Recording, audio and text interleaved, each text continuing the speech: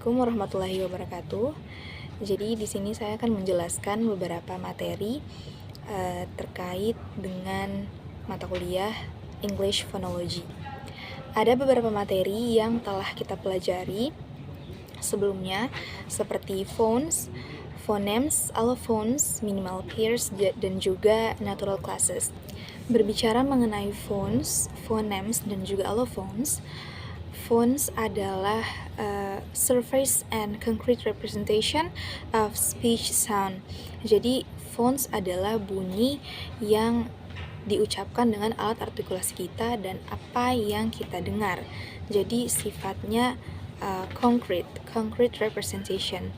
Sedangkan a phoneme is what we store in our mind, apa yang tersimpan di otak kita. Jadi sifatnya abstrak. Kalau tadi phones kita ucapkan dengan alat artikulasi kita dan terdengar oleh orang lain, phoneme adalah apa yang tersimpan di otak kita, lambang bunyi yang tersimpan di otak kita. Nah, selanjutnya adalah allophones. Allophones adalah variasi bunyi dari phoneme. Fonem ini bisa memiliki satu bunyi, bisa juga memiliki lebih dari satu bunyi. Kalau satu fonem memiliki satu bunyi, maka hanya disebut phone saja. Tetapi kalau sebuah fonem memiliki lebih dari satu phone, lebih dari satu bunyi, maka dia disebut dengan allophone. Nah, yang selanjutnya lagi ada juga dijelaskan mengenai minimal pairs.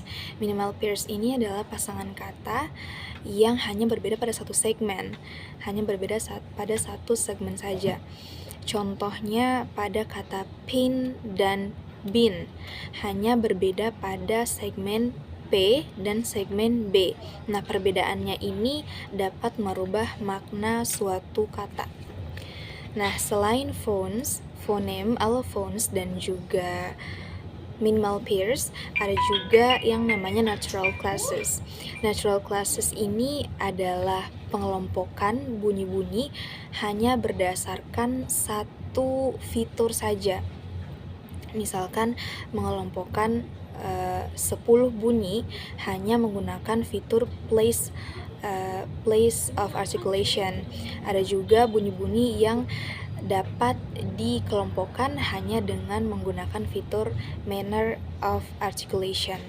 Ada juga bunyi-bunyi yang dapat dikelompokkan hanya dengan menggunakan fitur sonoran atau fitur kontinuan dan lain sebagainya.